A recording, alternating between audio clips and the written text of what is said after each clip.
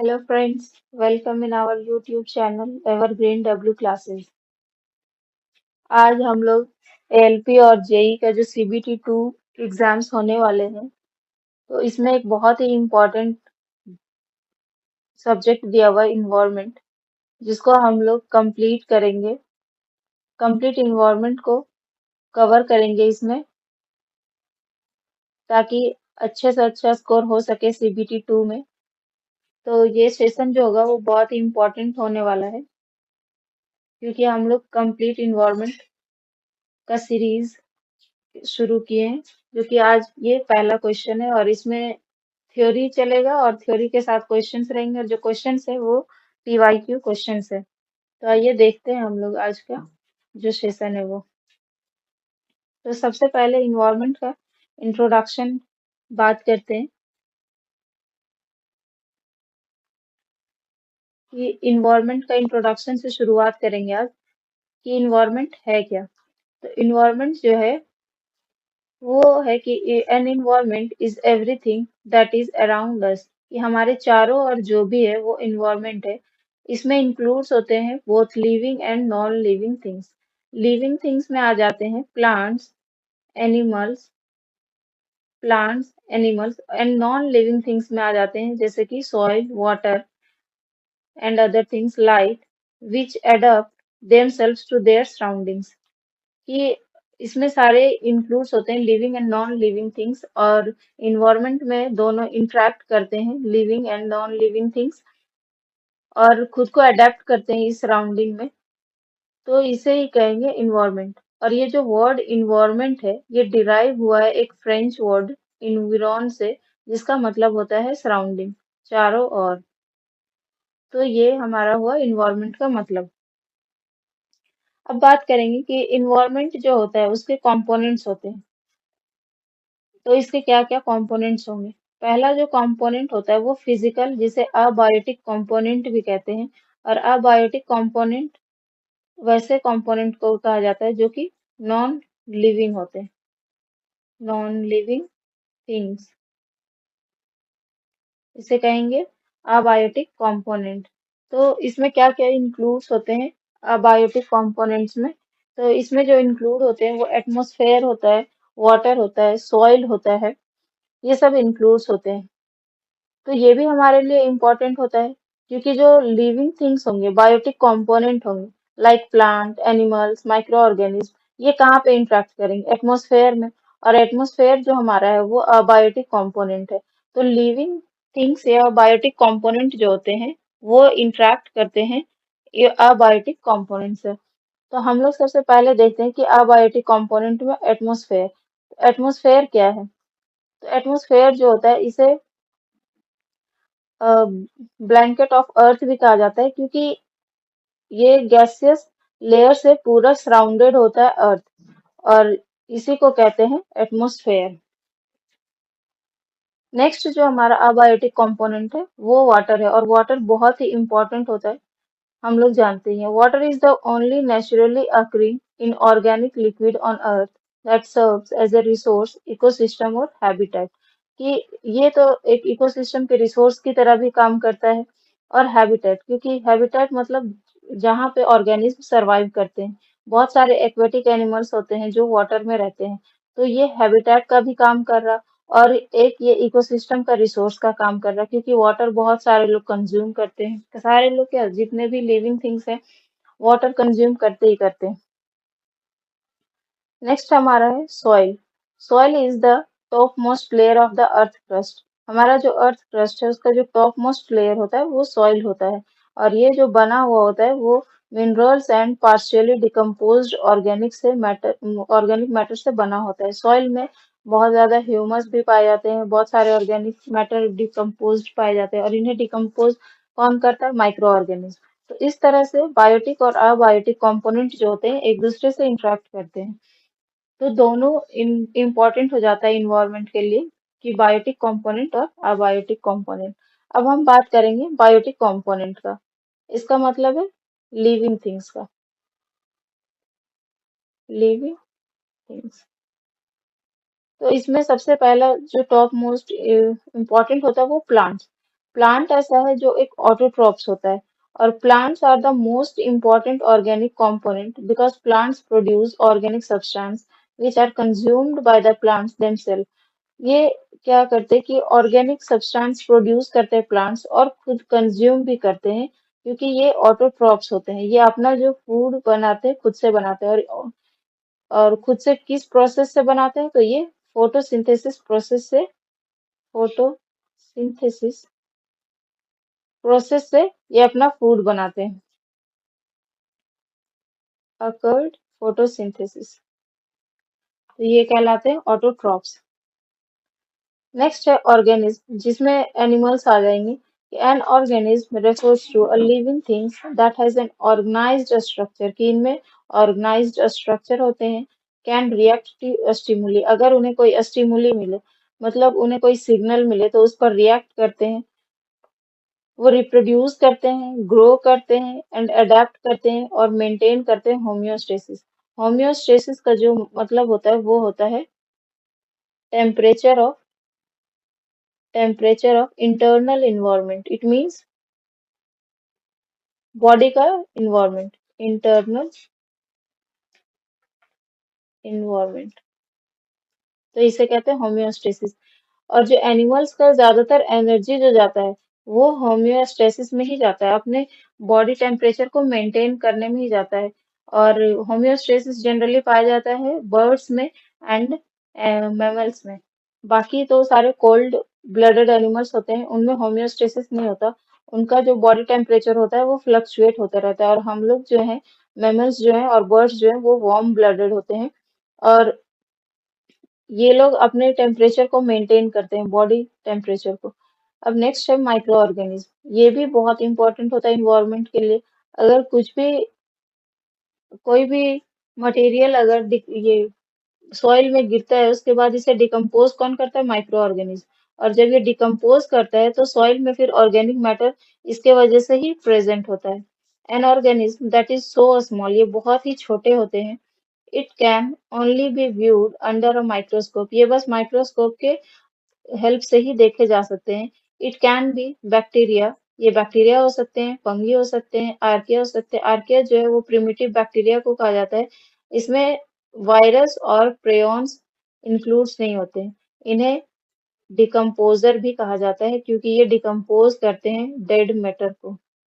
जितने भी dead matter होते हैं चाहे वो प्लांट्स के हो या एनिमल्स के हो, उन्हें ये डिकम्पोज करते हैं, इन्हें चेंज करते हैं ऑर्गेनिक फॉर्म में और फिर उसके बाद फिर से प्लांट्स इसे कंज्यूम करते हैं थ्रू रूट्स, क्योंकि ये जा करके मिल जाते हैं सॉइल में। तो माइक्रो ऑर्गेनिज्म भी बहुत इंपॉर्टेंट हो जाता है इन्वायरमेंट में।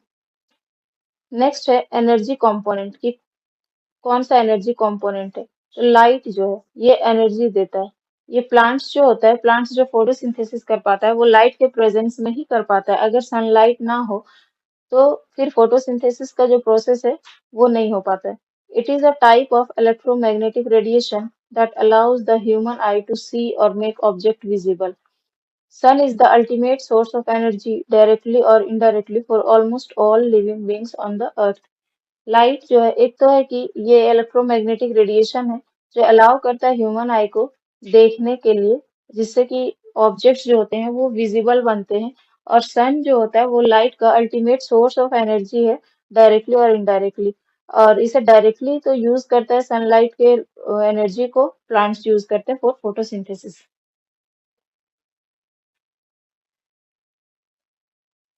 नेक्स्ट जो हम लोग देखेंगे वो देखेंगे कि कुछ इम्पोर्टेंट डेज हैं इन्वायरमेंट से रिलेटेड। तो वो कौन कौन से हैं इम्पोर्टेंट डेट्स,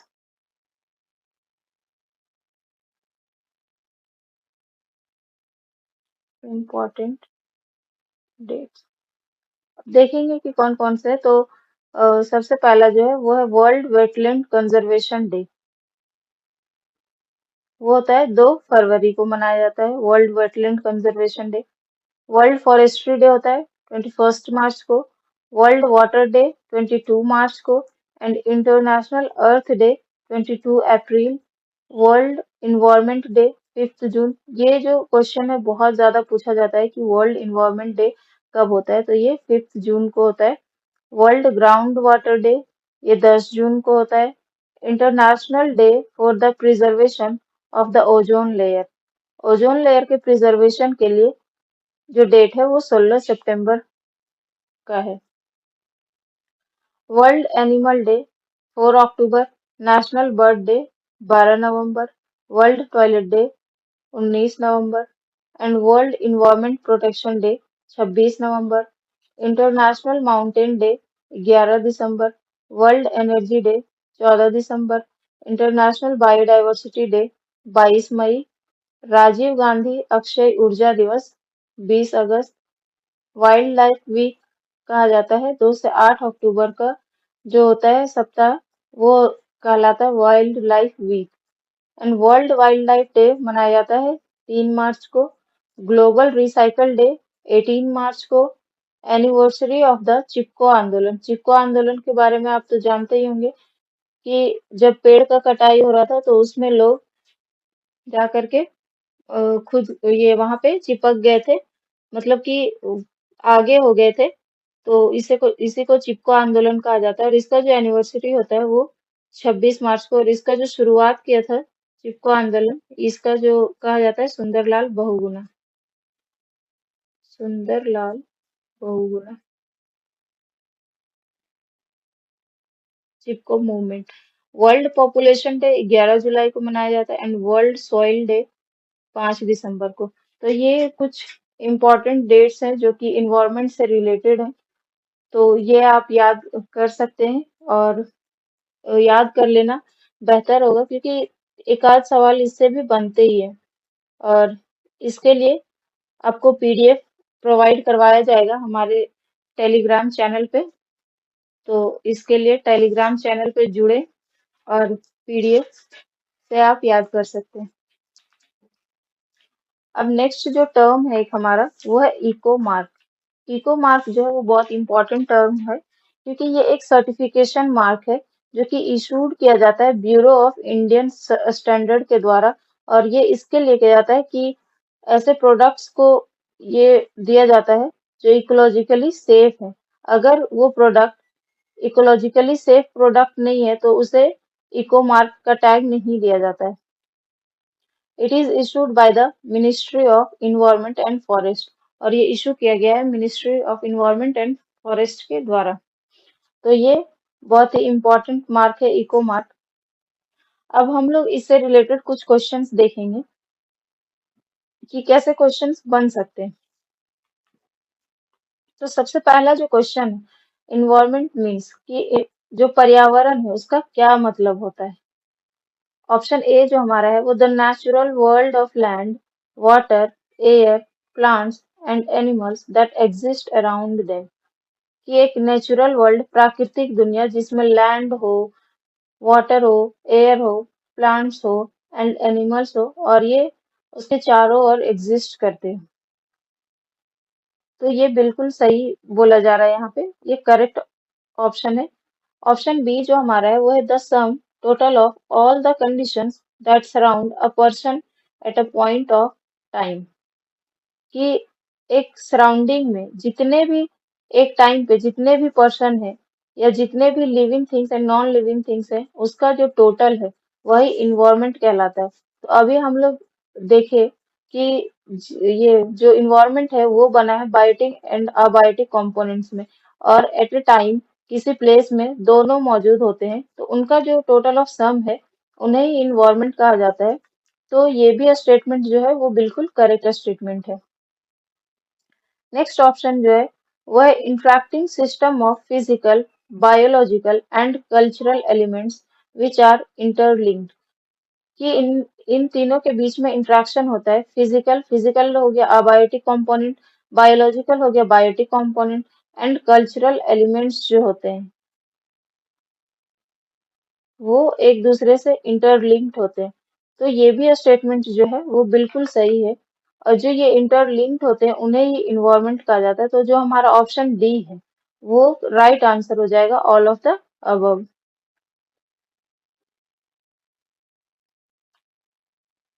अब हम नेक्स्ट क्वेश्चन देखेंगे, वो क्या है, what is the environment made of, कि इन्वायरमेंट जो है वो किससे बना हुआ है।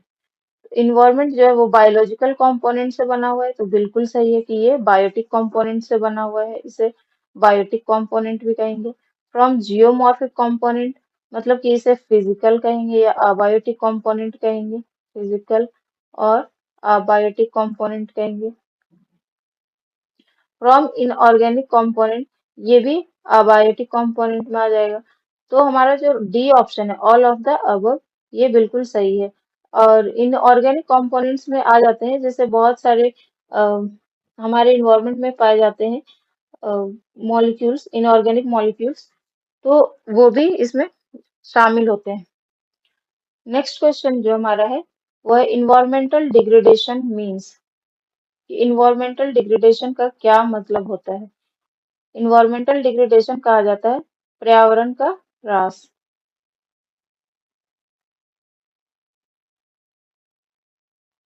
इसका क्षरण करना।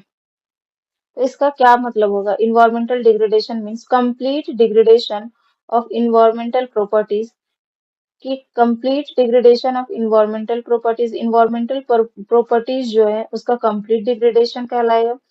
Bringing opposite changes through human activities, की ह्यूमन एक्टिविटीज के द्वारा कुछ उल्टा चेंजेस लाना, अपोजिट चेंज लाना इन्वायरमेंटल डिग्रेडेशन कहलाएगा। तो ये भी सही है स्टेटमेंट है।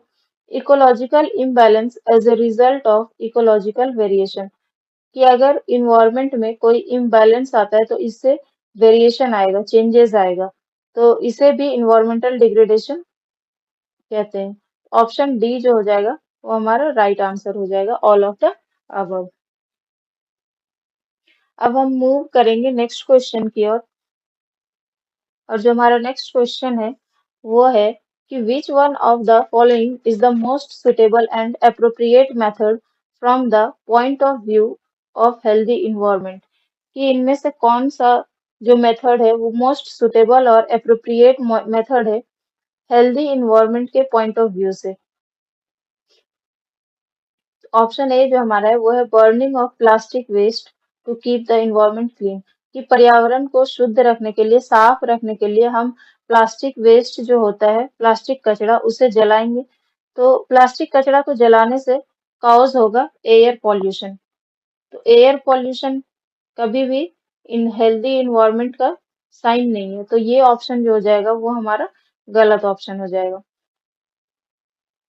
Burning of dry and fallen leaves in a garden और ओपन प्लेस, कि अगर कोई गार्डन है और कोई ओपन प्लेस है, वहां पे अगर पत्ते गिर रहे हैं और सूख, वो पत्ते गिर के गिरे हुए हैं और सूख गए हैं, तो उन्हें जलाना।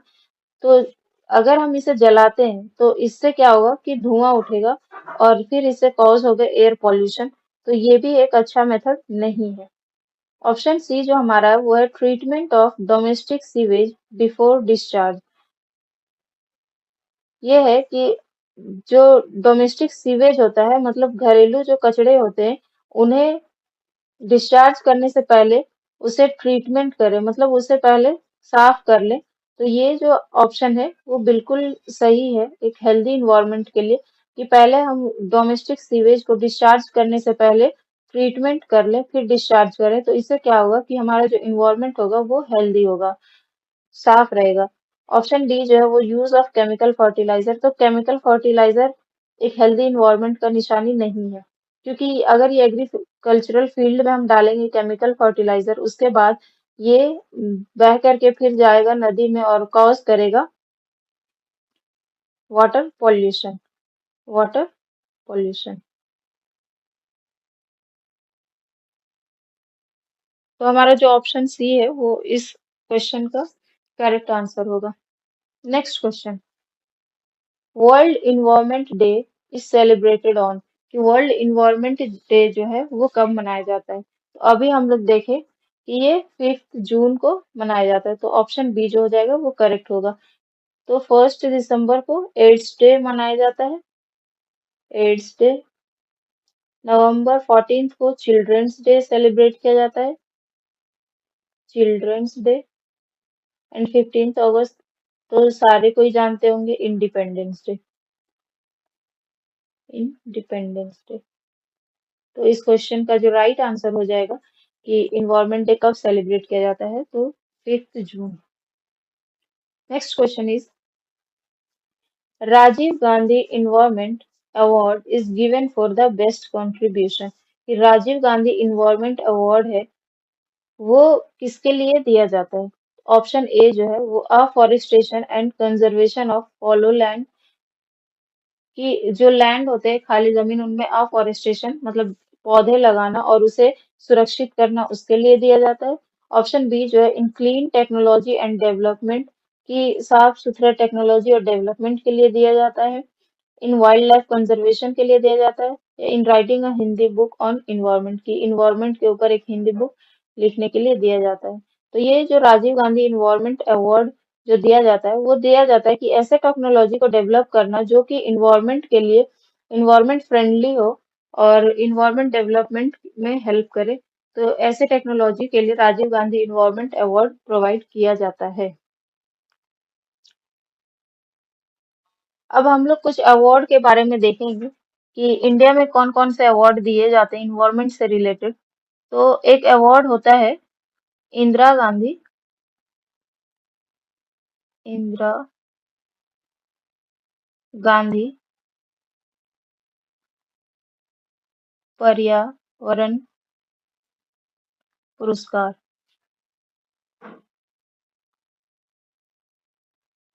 और ये दिया जाता है मिनिस्ट्री ऑफ इन्वायरमेंट,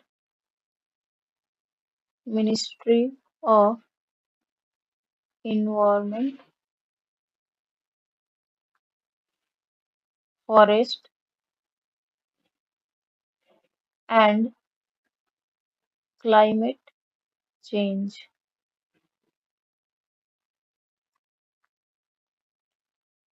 और ये किसे दिया जाता है? जो कंट्रीब्यूट करता है, contribution for contribution for protecting the environment.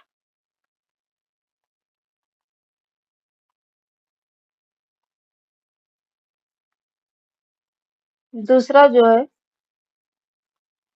एक और अवार्ड दिया जाता है जो है हिमालयन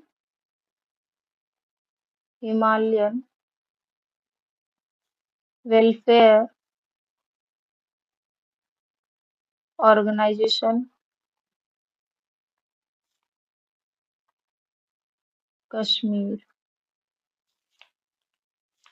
और ये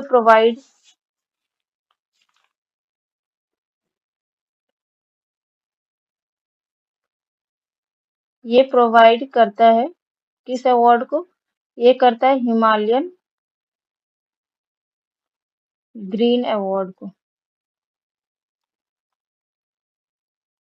ये अवार्ड का नाम हो गया और ये प्रोवाइड करने वाला ऑर्गेनाइजेशन हो गया Himalayan welfare organization Kashmir. Next एक और है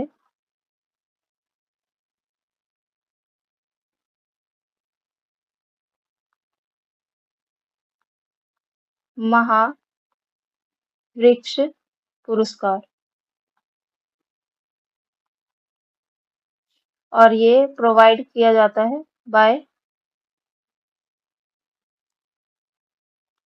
Indian science technology and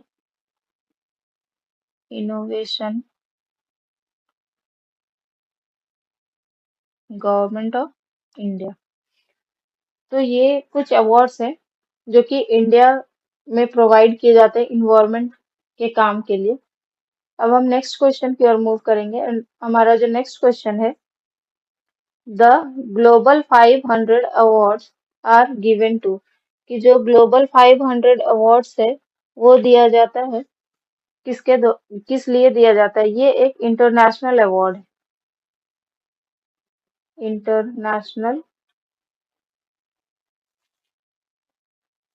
award है जो कि दिया जाता है। ये किसके लिए दिया जाता है? To control population, for campaign against terrorism, for environmental protection, for campaign against drug. तो ये जो दिया जाता है फॉर इन्वायरमेंटल प्रोटेक्शन के लिए, ये एक इंटरनेशनल अवार्ड है जो इन्वायरमेंट प्रोटेक्शन के लिए दिया जाता है। नेक्स्ट क्वेश्चन जो है वह the basis of Indira Gandhi environment award given every year is. Indira Gandhi environment award जो है वो हर साल दिया जाता है, तो किसके लिए दिया जाता है, किस काम के लिए? ऑप्शन ए जो है वो meaningful contribution in the field of environment. Option B outstanding contribution in the field of forestation. Option C is outstanding contribution to the development of barren land, and option D is exemplary work in the field of conservation and research of wildlife। तो ये जो award दिया जाता है वो दिया जाता है meaningful contribution in the field of environment के लिए। तो ऑप्शन ए जो है वो हमारा बिल्कुल करेक्ट आंसर हो जाएगा। Next question, eco mark is given to those Indian products which. Eco mark जो है ये किन्हें दिया जाता है, किस इंडियन प्रोडक्ट्स को, जो होता है be pure and unaltered. And option B is be protein rich. Option C is be friendly towards the environment. And option D is be economically viable. तो ये इको मार्क जो दिया जाता है वो ऐसे प्रोडक्ट्स को दिया जाता है जो कि फ्रेंडली होते हैं इन्वायरमेंट के लिए। नेक्स्ट क्वेश्चन हमारा जो है वो है to identify eco-friendly consumer product the government has started। कि अगर हम जानना चाहें कि हम जो प्रोडक्ट खरीद रहे हैं वो इको फ्रेंडली है या नहीं, तो उसके लिए गवर्नमेंट जो है वो एक मार्क शुरू किया है और उसे कहा जाता है इको मार्क। अगर किसी प्रोडक्ट में इको मार्क का लेबल लगा हुआ है इसका मतलब है कि वो जो प्रोडक्ट है वो इको फ्रेंडली है। Next question is the world environment facility was started in. जो वर्ल्ड इन्वायरमेंट फैसिलिटी है ये कब शुरू किया गया? तो ये 1991 में शुरू किया गया, और ये जो शुरू किया गया ये 183 कंट्रीज के कॉपरेशन के द्वारा किया गया। 183 कंट्रीज कॉपरेशन के थ्रू ये शुरू किया गया, और ये एक प्लेटफॉर्म प्रोवाइड करवाता है ग्लोबल इन्वायरमेंट प्रॉब्लम और प्रमोट करता है सस्टेनेबल डेवलपमेंट को। Next question, EVS abbreviation is used in sense of. EVS जो है इसका फुल फॉर्म क्या है? तो इसका फुल फॉर्म क्या है? Environmental science, environmental sources, environmental studies या इन्वायरमेंटल स्किल। इसका जो आंसर होगा वो होगा option C is the correct answer, environmental studies. Next question is which factor is most important in determining the impact of anthropogenic activities on the environment। Anthropogenic activities जो होता है वो कहा जाता है human activities which is harmful for environment. ये कहलाता है एंथ्रोपोजेनिक पोजेनिक एक्टिविटीज। तो इनमें से कौन सा मोस्ट इम्पोर्टेंट फैक्टर है जो कि डिटरमाइन करता है? Option A is population, per capita wealth and technology used to exploit the resources. Option B is atmospheric conditions, population and forest cover. And option C is population, forest cover and per capita land availability. And option D is population, per capita wealth, per capita land availability। तो ये जो factor determine करता है वो होता है population, per capita wealth and technology used, जो कि रिसोर्सेज को एक्सप्लॉइट करते हैं। तो ऑप्शन ए जो हो जाएगा वो बिल्कुल करेक्ट आंसर हो जाएगा। Next question is which one of the following approaches is the most comprehensive approach to the problem of human environment ambivalence। कि इनमें से कौन सा मोस्ट कॉम्प्रिहेंसिव अप्रोच है जो कि ह्यूमन इन्वायरमेंट एम्बिवेलेंस के लिए मोस्ट कॉम्प्रिहेंसिव अप्रोच है? Option A is natural resource conservation approach. Option B is urban industrial growth oriented approach. And option C is growth oriented approach to rural agriculture. And option D is watershed development approach. इसका जो right answer हो जाएगा वो होगा watershed development approach.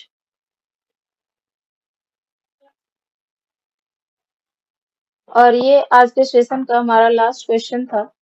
और ये सारे जितने भी क्वेश्चंस थे वो सारे प्रीवियस ईयर क्वेश्चंस थे जो कि जेई वगैरह में पूछे गए हैं। एएलपी और जेई के जो इन्वायरमेंट पेपर हैं उनमें जो पूछे गए हैं वो सारे सवाल हैं। तो इसी तरह से और भी सेशंस हम लोग लाएंगे आपके लिए। और हमारे चैनल को सब्सक्राइब करें, लाइक करें और पीडीएफ पाने के लिए टेलीग्राम लिंक में जाएं और हमारे टेलीग्राम के साथ जुड़ें। Thank you so much.